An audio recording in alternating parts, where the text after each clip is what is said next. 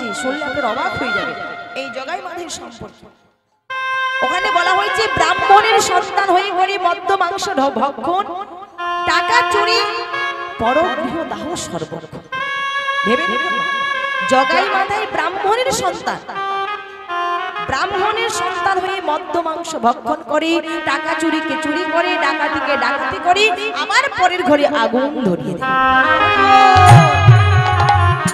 ভক্তমণ্ডলী, ভক্তিমতী মায়ের, এবার আপনারা বলুন, এমন দুষ্ট ব্যক্তি যদি আমাদের সমাজে থাকে, আমাদের গ্রামে থাকে, গ্রামের মানুষ তাকে মেনে নিতে পারবে গো কখনো?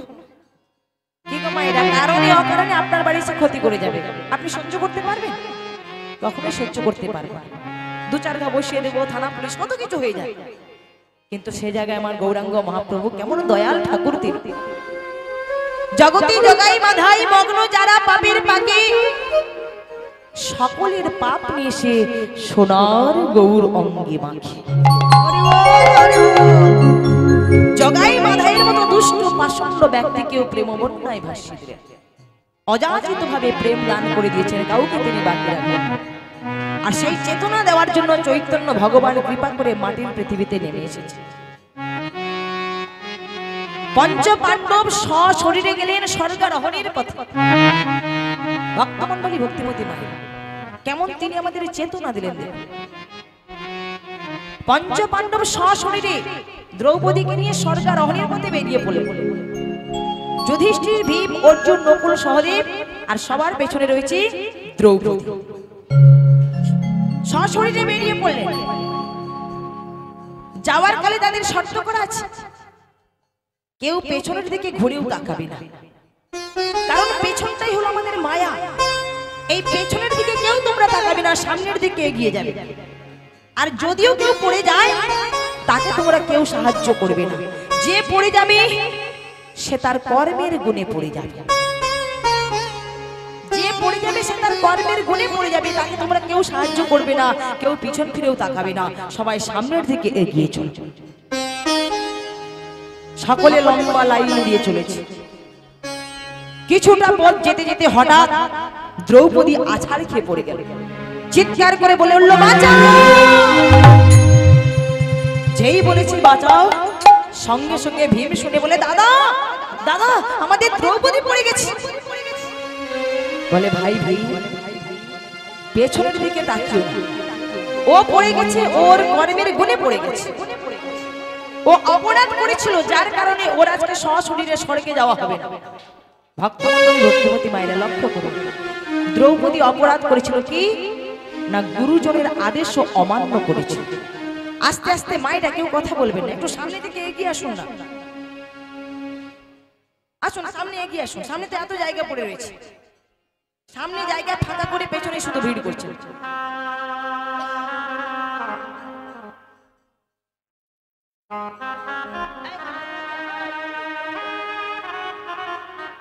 জয় রাধা। আর কেউ কথা বলবেন না। প্রেম সে নিতাই গৌর প্রেমানন্দে হরি হরি বল, হরি বল, হরি বল, হরি বল। বলছে দ্রৌপদী আজকে পড়ে গেল কেন মা? সে অপরাধ করেছিল। অপরাধ কি না, সে গুরুজনের আদেশ অমান্য করেছিল। গুরুজনের আদেশ অমান্য করেছিল। কখন করেছিল? যখন অর্জুন দ্রৌপদীকে বিবাহ করে আনলেন, এসে তো সরাসরি বলতে পারছে না যে মা দেখো আমি তোমার বউ মাইনেছি, সরাসরি তো বলতে পারছে না। তাই পাশ থেকে বলেছিল, মা দেখো আজকে ভিক্ষায় কি এনেছি। মা কুন্তি দেবী মশলা বাড়তে বাড়তে বলেছিল, ওরে যা এনেছিস তোরা 5 ভাইয়ের সমান ভাবে ভাগ করে নে। 5 ভাই সমান ভাবে ভাগ করে নে। সঙ্গে সঙ্গে অর্জুন দ্রৌপদীর হাতটা ছেড়ে দিয়েছে। বলে, দ্রৌপদী গো, আজ থেকে তুমি আমার একার স্ত্রী নও, আজ থেকে তুমি হলে আমার 5 ভাইয়ের স্ত্রী। তোমার প্রতি আমার যতটা অধিকার রয়েছে, তেমনি আমার দাদা যুধিষ্ঠিরের কিন্তু ততটাই অধিকার রয়েছে। আমার ছোট ভাই সহদেব তারও কিন্তু ততটাই অধিকার রয়েছে। তাই আজ থেকে তুমি আমার একা স্ত্রী নও, আজ থেকে তুমি হলে আমার 5 ভাইয়ের স্ত্রী। মা তো বলেছিলেন 5 ভাই সমান ভাবে ভাগ করে দেবে। কিন্তু বলুন তো বাবা, দ্রৌপদী কি 5 জনকে সমান ভাবে ভালোবেসেছিল গো? সমানভাবে ভালোবাসেন, সব থেকে বেশি ভালোবাসতো ওই অর্জুন। এই গুরুজনের আদেশ অমান্য করবার জন্য, মা কুন্তী দেবীর আদেশ অমান্য করবার জন্য তার আজকে সশরীরে আর স্বর্গে যাওয়া হলো না। এবার যাচ্ছে কি, 5 ভাই মিলে যাচ্ছে। কিছুটা পথ যেতে যেতে নকুল সহদেব পড়ে গেল। বলে দাদা আমাদের তুলতে হবে না, অন্তত আমাদের অপরাধটা কি সেটা বলে যাও, আমরা কেন যেতে পারবো না সেটা তুমি বলে যাও। বলে ভাই তোমাদের একটাই অপরাধ, যেটা হলো একজনের হলো রূপের অহংকার আর একজনের বুদ্ধির অহংকার। এই অহংকারের জন্য আজকে তোমরাও সশরীরে স্বর্গে যেতে পারবে না। তোমাদের দেহটা পড়ে থাকবে, শুধুমাত্র আত্মাটাই স্বর্গে যাবে। এবার 3 ভাই মিলে যাচ্ছে, যুধিষ্ঠির, ভীম, অর্জুন, 3 ভাই মিলে সশরীরে যাচ্ছে স্বর্গারোহণের পথে। এবার কিছুটা পথ যেতে যেতে মা ওই অর্জুন আছাড় খেয়ে পড়ে গেছে। ভীম বলছে দাদা আমাদের অর্জুন পড়ে গেল কেন, ও কি এমন অপরাধ করেছিল? বলে ভাই ও একটাই অপরাধ করেছিল, যেটা হলো মিথ্যে প্রতিশ্রুতি দেওয়া। মিথ্যে প্রতিশ্রুতি দেওয়ার জন্য ওরও আজকে সশরীরে স্বর্গে যাওয়া হবে। বলে মিথ্যে প্রতিশ্রুতিটা কখন দিয়েছিল না, যখন কুরুক্ষেত্রের যুদ্ধটা শুরু হবে ভগবান কৃষ্ণচন্দ্র দুর্যোধনের কাছে শান্তির বার্তা নিয়ে এসেছিল যে দুর্যোধন ওই 5টা ভাইয়ের সঙ্গে যুদ্ধ না করে 5টা ভাইকে তুমি 5টা গ্রাম দান করে দাও। তখন দুর্যোধন ক্রোধান্বিত হয়ে বলেছিল বিনা যুদ্ধে নাহি দেব সুচাগ্র মেদিনী। সূচের আগায় যতটুকু মেদিনী, যতটুকু মাটি, সেটাও আমি বিনা যুদ্ধে দেব না। এই কথা শুনে যখন ভগবান পঞ্চ পাণ্ডবের কাছে এসে বলেছিল, তখন পঞ্চ পাণ্ডবের মধ্যে 3য় পাণ্ডব অর্জুন বুক চাপড়ে বলেছিল কৃষ্ণ তুমি চিন্তা করো না, আমি তোমায় কথা দিলাম ওই একদিনের কুরুক্ষেত্রের যুদ্ধে কৌরব বংশকে আমি ধ্বংস করে দেব, শত ভাইকে আমি শেষ করে দেব ওই একদিনের কুরুক্ষেত্রের যুদ্ধে। কিন্তু ভক্তমণ্ডলী ভক্তিমতী মা যায়, সে জায়গায় সময় লেগে গেল কতদিন, কতদিন 18টা দিন। বলেছিল একদিনের যুদ্ধে কৌরব বংশকে ধ্বংস করে দেব, কিন্তু সে জায়গায় সময় লেগে গেল 18টা দিন। এই মিথ্যে প্রতিশ্রুতি দেওয়ার জন্য অর্জুনেরও আর সশরীরে স্বর্গে যাওয়া হলো না। তাহলে বাকি থাকলো আর কজন মা? বাকি আর বাহ যুধিষ্ঠির আর ভীম, 2 ভাই বাকি রয়েছে। কিন্তু লক্ষ্য করো কিছুটা পথ যেতে যেতে ভীম আছাড় খেয়ে পড়ে গেল। হাত জোড়ো করে বলছে দাদা আমাকে তুলতে হবে না, অন্তত আমার অপরাধটা কোথায় সেটা তুমি বলে দিয়ে যাও। আমি কেন যেতে পারবো না, কেন আজকে আছাড় খেয়ে পড়ে গেলাম সেটা অন্তত তুমি বলে দিয়ে যাও। বলে ভাই তোমার আর অন্য কোনো অপরাধ ছিল না, একটাই অপরাধ ছিল, যেটা হলো তুমি একটু বেশি খেতে। চিন্তা করুন মায়েরা, তাহলে বেশি খাওয়াটাও কিন্তু অপরাধ। যতটা খেলে তোমার পেট ভরবে, শরীরে এনার্জি আসবে, তুমি ততটাই খাও, ততটাই সেবা করো। তার থেকে যখন অধিক সেবা করবে তাহলে মনে রাখবে অন্য কোনো সদস্যের খাবারটা তুমি খেয়ে নিয়েছো। যেখানে 5 পিস রুটি খেলে তোমার পেট ভরে যাবে, সেই জায়গায় তুমি যদি 10 পিস রুটি খাও তাহলে বুঝতে হবে বাড়ির অন্য কোনো সদস্যের খাবারটা তুমি খেয়ে নিয়েছো। তাহলে বেশি খাওয়াটাও অপরাধ। ভীম একটু বেশি খেতে একটু বেশি ভালোবাসতো, এই বেশি খাওয়ার জন্য তার অপরাধ হয়েছিল, আর এই অপরাধের জন্য তারও সশরীরে আর স্বর্গে যাওয়া হলো না। যাচ্ছে কি মনের আনন্দে যাচ্ছে একমাত্র ধর্মপুত্র যুধিষ্ঠির। ধর্মপুত্র যুধিষ্ঠির আজকে মনের আনন্দে যাচ্ছে সশরীরে স্বর্গারোহণের পথে। যখন সশরীরে স্বর্গারোহণের পথে যাচ্ছে ভগবানের নামকে আশ্রয় করে বলে প্রভু তুমি ছাড়া আমার আর কোনো গতি নাই, তুমি ছাড়া আর আমার কোনো গতি নাই। জয় জগন্নাথ জগন্নাথ জগন্নাথ জয় জগন্নাথ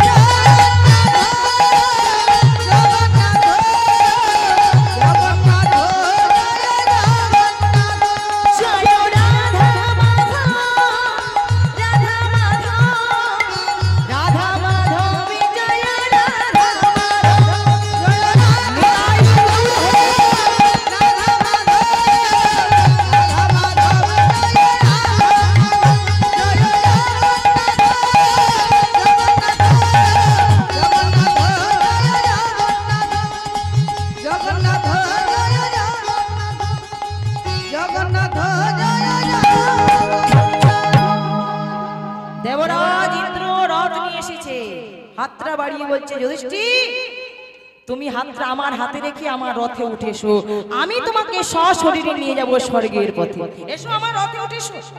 তিনি হাত জোড়ো করে বললেন দেখুন আমি তো একা যাব না, আজকে আমার সঙ্গে আরো একজন এসেছে। কে না, এই যে আমার সঙ্গে একটা কুকুর এসেছে, এই কুকুরটাকেও সঙ্গে করে নিয়ে যেতে হবে, কারণ ওই কুকুরটাই আজকে আমার স্বর্গের পথ দেখিয়ে নিয়ে এসেছে, তাই ওকেও সঙ্গে করে নিয়ে যেতে হবে। বলে সে কি সামান্য একটা কুকুর যাবে স্বর্গের পথে, আপনার কি মাথা খারাপ হয়েছে? বলে দেখুন সামান্য কি অসামান্য আমি সেটা বুঝি না, আমি সেটা বুঝি না, কারণ এই কুকুরটা আজকে আমাকে স্বর্গের পথ দেখিয়ে নিয়ে এসেছে, ওকে তো নিয়ে যেতেই হবে, কারণ ওকে যদি আমি এখানে একা ফেলে যাই এক সময় অনাহারে কুকুরটা মারা যাবে। এখানে পাহাড় পর্বত বালি কাকড় ছাড়া আর তো কিছুই নেই, এক সময় অনাহারেও মারা যাবে, আর ও যদি মারা যায় তাহলে আমার অধর্ম করা হবে, আর আমার যদি অধর্ম করা হয় তাহলে আমারও সশরীরে আর স্বর্গে যাওয়া হবে না। যেই এই কথা বলেছে সঙ্গে সঙ্গে কুকুর মূর্তি পরিহরি আজকে ধর্মরাজ স্বয়ং দাঁড়িয়েছে। যুধিষ্ঠির ধর্মের প্রতি কেমন তোমার চেতনা, কেমন তোমার বোধ শক্তি, সেটা যাচাই করবার জন্য, পরীক্ষা করবার জন্য আজ আমি তোমার কাছে কুকুরের রূপ ধারণ করে এসেছি। হরি বল হরি হরি বল। হলে মায়েরা আপনার বিবেক আপনার চেতনা আপনাকে নিয়ে যাবে সেই পরমাত্মার কাছে। হ্যাঁ, আপনার বিবেক আপনার চেতনা আপনার বোধ শক্তি আপনাকে নিয়ে যাবে সেই পরমাত্মার কাছে, আর সেই চেতনা দেওয়ার জন্য চৈতন্য ভগবান কৃপা করে মাটির পৃথিবীতে এসেছে। আমরা সেই সংসারী মানুষ হয়ে মায়ার সংসারে এসে সারা জীবন শুধু আমার আমার করে গেলাম। এই আমার আমার করতে গিয়ে সংসার মাঝে যে আমার একটা সত্যিকারের পরিচয় রয়েছে, আমার একটা আসল পরিচয় রয়েছে, সেটাই আমরা ভুলে গেলাম। আমার আসল পরিচয় কি না, জীব নিত্য কৃষ্ণ দাস, জীব নিত্য ভগবানের দাস, এটা আমরা ভুলে গেলাম। এটা ভুলে গিয়ে এই মায়ার সংসারকে ভাবছি সত্য, অথচ পরমেশ্বর ভগবান কৃষ্ণচন্দ্র তাকেই ভাবছি মিথ্যে। তাই তত্ত্বদর্শী মহাজনে কত সুন্দরভাবে তুলে ধরলেন, তত্ত্বদর্শী মহাজন কত সুন্দরভাবে তুলে ধরলেন যে আমরা মায়াবদ্ধ জীব হয়ে সংসারে মায়া এসে সারা জীবন আমার আমার করতে গিয়ে আমার আসল পরিচয়টা ভুলে গেলাম। ও তুই হয়ে রইলি সংসারে, ভুলে গেলি সংসারী, হয়ে রইলি সংসারী, ভুলে গেলি কংসারী। বলুন তো বাবা কংসারী কে? কে গো মায়েরা, কংসারী কে গো জানেন আপনারা? আমরা কাকে কংসারী বলি? ভগবান শ্রীকৃষ্ণচন্দ্র, যিনি কংসকে বধ করেছেন, তাই না? কংসকে বধ করেই তো ভগবানের আরেক নাম হয়েছে কংসারী, তাই কত সুন্দরভাবে বলা হয়েছে। ও তুই হয়ে রইলি সংসারী, ভুলে গেলি কংসারী, মনে ভাবো এ ভুবনা, মনে ভাবো এ ভুবনা ছেড়ে যাব না, মনে মনে কত যন্ত্রণা, মনে মনে পেলে তুমি কত যন্ত্রণা। হয়ে রইলি সংসারী, ভুলে গেলি সংসারী, হয়ে রইলি সংসারী, ভুলে গেলি সংসারী, মনে ভাবো এ ভুবনা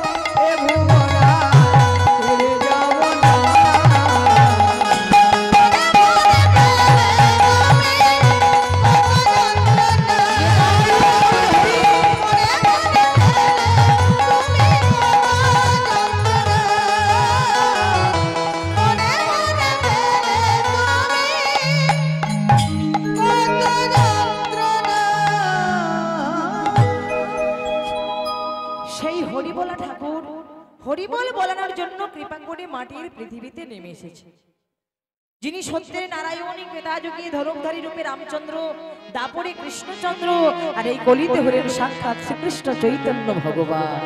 তাই লার এক পাশে দাঁড়িয়ে মহাজন কলম দিলেন, দাপরে নন্দের ঘরে কৃষ্ণের অবতার, দাপরে নন্দের ঘরে কৃষ্ণের অবতার, দাপরে নন্দের ঘরে কৃষ্ণের অবতার, আজ দাপরে নন্দের ঘরে কৃষ্ণ অবতার, আপনি করিলা হরি অসুর সংহার, আপনি করিলা হরি অসুর সংহার, আপনি করিলা হরি অসুর সংহার, আপনি করিলা হরি অসুর সংহার, সচির উদরে জন্ম নদিয়াতে, আজ সচির উদরে জন্ম নদিয়াতে, সচির উদরে জন্ম নদিয়াতে,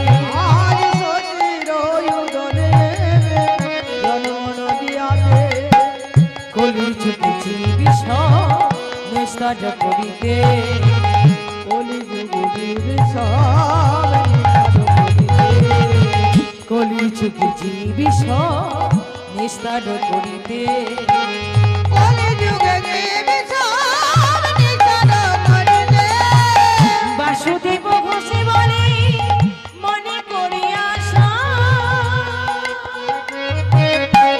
গৌর পদ দ্বন্দ্ব বলে করি ভরসা, আজি বাসুদেব ঘোষ কহে মনে করি আশা, গৌর পদ দ্বন্দ্ব বলে করিয়া ভরসা,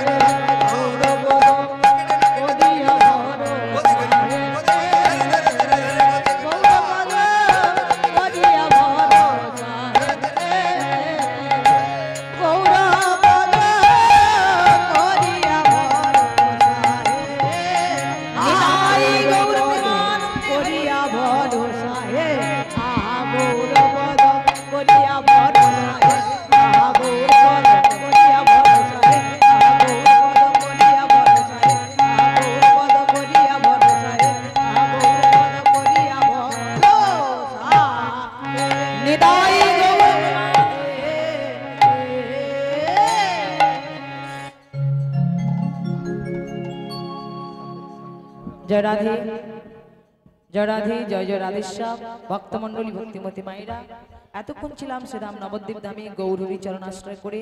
এবার চলুন আমরা সবাই মিলে সেই সুমধুর লীলা আস্বাদন করব। মহারাজ পরীক্ষিতের ব্রহ্মশা লক্ষ্য করব লীলার মধ্যে তত্ত্ব কি রয়েছে, তথ্য কি রয়েছে, কি এর জীব শিক্ষা রয়েছে, কি এর ভক্তি রস রয়েছে। আমরা সকলেই গুরুচরণ আশ্রয় করে আস্বাদন করব। প্রেম সে নিতাই গৌর প্রেমানন্দে হরি বল। বল হরি হরি বল। লীলার সূত্রপাত্র দেখো, লীলাটা আজকে আমরা কোথা থেকে শুরু করব। এই মহারাজ পরীক্ষিতের জীবন কাহিনী জানতে হলে আজ আমরা সরাসরি চলে যাব কুরুক্ষেত্রের মাঠ। মায়েরা কথা বলবে না, খুব মন দিয়ে শুনবে। এখান থেকে আজকে আমরা লীলাটা শুরু করব। যে কুরুক্ষেত্রের মাঠে অহংকারী দুর্যোধন, অত্যাচারী দুর্যোধন, পাপাচারী দুর্যোধন উরুভঙ্গ অবস্থায় পড়ে রয়েছে।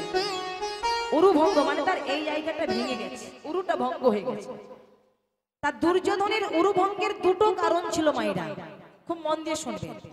এই দুটো কারণ কি কি না, একটা ছিল বাইরের কারণ আর একটা ছিল ভেতরের কারণ। কি গো মায়েরা শুনছেন তো? একটা ছিল বাইরের কারণ আর একটা ছিল ভেতরের কারণ। বাইরের কারণ কি না, বাইরের কারণ হলো ভীম গোদা দিয়ে মেরেছে, তাই তার উরুটা ভঙ্গ হয়ে গেছে। যেখানে ভীমের গোদার ওজন ছিল 80 মণ, অর্থাৎ 3200 কেজি। তাহলে ভেবে দেখুন বাবা, ওই 3200 কেজি ওয়েটের গদা দিয়ে যদি কাউকে মারা হয়, সে বাঁচবে? তার অবস্থা তো খারাপই হবে, তাই না? যেখানেই আঘাত করা হবে সেখানেই ভেঙে টুকরো টুকরো হয়ে যাবে। তাই গদা দিয়ে মেরেছে, তাই তার উরুটা ভঙ্গ হয়ে গেছে। এটা ছিল বাইরের কারণ। আর ভেতরের কারণ কি? ওই যে তুমি যতই করো চালাকি, পিছে দেখবে জ্বালাকি। হরি বল হরি বল। তুমি যতই করবে চালাকি, পিছে দেখবে জ্বালাকি। চালাকি করেছিল মা কখন জানেন? এই কুরুক্ষেত্রের যুদ্ধ চলাকালীন একদিন রানী গান্ধারী দুর্যোধনকে ডেকেছে, এই দুর্যোধন শোন, শোন এদিকে, আগামীকাল ভোরের বেলায় তুই একবার আমার ঘরে আসিস। তবে হ্যাঁ, তুই যে আমার ঘরে আসবি, তোর অঙ্গে যেন কোনো পোশাক না থাকে। ছেলে লাফিয়ে উঠছে, মা এ তুমি কি বলছো? আমি তোমার ঘরে আসবো উলঙ্গ হয়ে, আমার অঙ্গে কোনো পোশাক থাকবে না? ছি মা ছি, এমন কথা তুমি বলো না। আমি এত বড় ছেলে তোমার ঘরে উলঙ্গ হয়ে আসবো, এটা তুমি কি করে ভাবলে মা? বলে এই, একদম উঁচু গলায় কথা বলবি। ওরে, তোকে আমি কেন ডাকলাম জানি? তুই আমার ঘরে উলঙ্গ হয়ে আসবি, আমি আমার চোখের বাঁধন খুলে তোর দিকে তাকাবো। আমার দৃষ্টি শক্তি তোর শরীরে পড়লে তোর সারা শরীর লোহার মতো কঠিন হয়ে যাবে। তাই আমি চাই তোর সারা শরীর লোহার মতো কঠিন হয়ে যায়।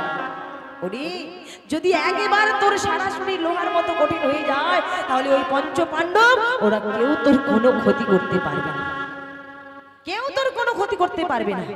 তাই আমি চাই তুই আমার ঘরে উলঙ্গ হয়ে আসবি, আর আমি আমার চোখের বাঁধন খুলে তোর দিকে তাকাবো। তোর মাথার চুল থেকে পায়ের নখ পর্যন্ত সারা শরীরে যেন আমার দৃষ্টি শক্তি পড়ে, তাই তুই আমার ঘরে উলঙ্গ হয়ে আসবি।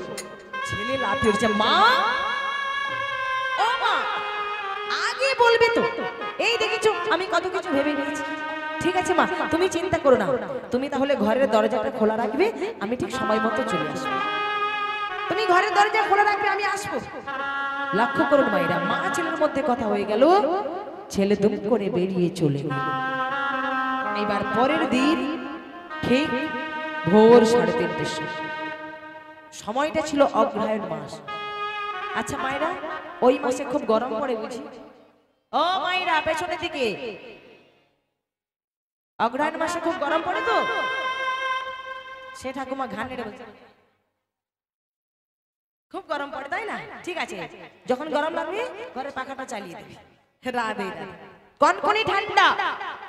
দুর্যোধন চিন্তা করলো, আমি যে ভোরের বেলা মায়ের কাছে যাব, তারপরে উলঙ্গ হয়ে, এতে আমার আবার কিসের লজ্জা? আমি তো ছেলে, সে তো আমার মা, ছেলে হয়ে মায়ের কাছে উলঙ্গ হয়ে দাঁড়াবে, এতে আমার আবার কিসের লজ্জা? মা আমাকে জন্ম দিয়েছে, আমাকে বড় করে তুলেছে, তা তাতে আমার আবার কিসের লজ্জা?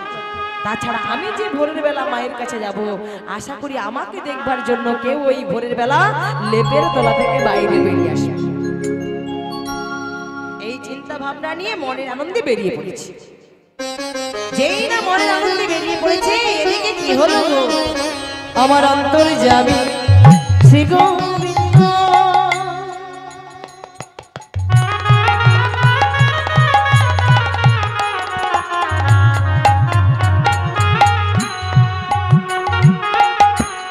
অন্তরে জানিলা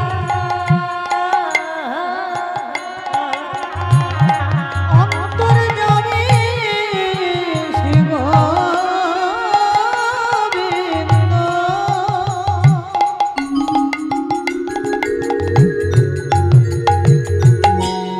অন্তরে জানিয়া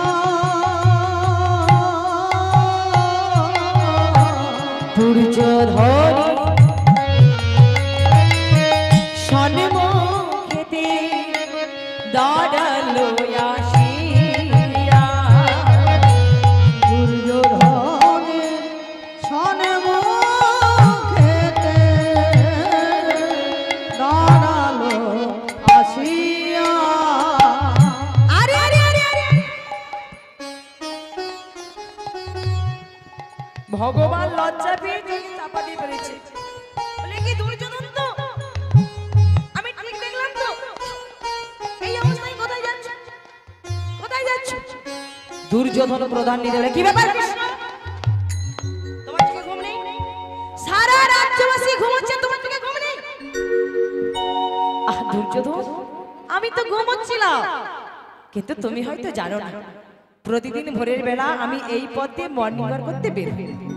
কিন্তু তোমার সঙ্গে আজকে যে আমার এভাবে দেখা হবে, সেটা আমি বুঝবো কি করে? বলো, সেটা আমি বুঝবো কি করে? তা যাচ্ছ কোথায়?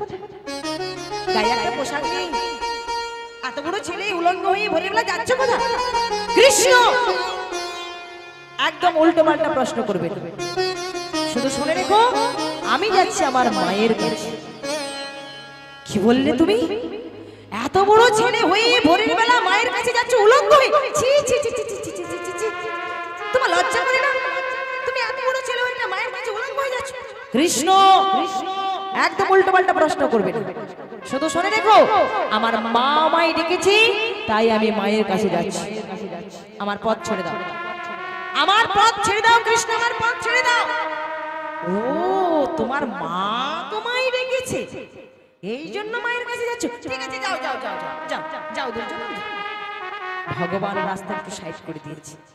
যেই সাইড করে দিয়েছে, দুর্যোধন এক পা দু পা করে এগিয়ে চলে যাচ্ছে। যেই না একটু এগিয়ে গেল, ভগবান পেছন থেকে আবার ডাক দিয়েছে, ও দুর্যোধন! দুর্যোধন, আরে শোনো শোনো শোনো, একটা কথা শুনে যাও। তোমার মা তোমায় ডেকেছে, তাই তুমি মায়ের কাছে যাচ্ছ, এটা নয় বুঝলাম, কিন্তু একটা কথা আমার মাথায় কিছুতেই আসছে না, কিছুতেই আসছে না। তা তুমি তো তোমার মায়ের কাছে গিয়ে উলঙ্গ হতে পারতে, তা এত অ্যাডভান্স উলঙ্গ হলে কেন? কৃষ্ণ! আমার সেই উল্টো পাল্টা প্রশ্ন, একদম উল্টো পাল্টা প্রশ্ন করবে না, এটা আমাদের মা ছেলের ব্যাপার। মাঝখানে তুমি একদম আসবে। তুমি রাগ করছো কেন? আমি তো তোমার কথা ভেবেই বলছি। দেখো দুর্যোধন, তুমি হয়তো জানো না, প্রতিদিন ভোরের বেলা এই পথ দিয়ে কত সাধু মুনি এসে গঙ্গায় স্নান করতে যায়। তা কেউ যদি একবার তোমায় ভুল করে দেখে ফেলে, মান সম্মান থাকবে? হ্যাঁ, মান সম্মান থাকবে, সব তো ধুলোর সঙ্গে মিশে যাবে। তাই এক কাজ করো, আমি আমার এই উত্তরীয় দিচ্ছি, উত্তরীয়টা পরে না, আর মায়ের কাছে গিয়ে তুমি উলঙ্গ হয়ে যাও। দুর্যোধন প্রধান নিতে বলে, অসম্ভব, আমি একদম পরব, কারণ আমার মা আমায় কাপড় পরতে বারণ করেছে, তাই আমি একদম পরব। ও, আগে বলবে তো তোমার মা তোমায় বারণ করেছে? ঠিক আছে, চিন্তা করো না, তোমায় কাপড় পরতে হবে না, একটু অপেক্ষা করো, আমি তোমার একটা ব্যবস্থা করছি। এই অপেক্ষা করতে বলে ভগবান ছুটে চললেন গভীর জঙ্গল।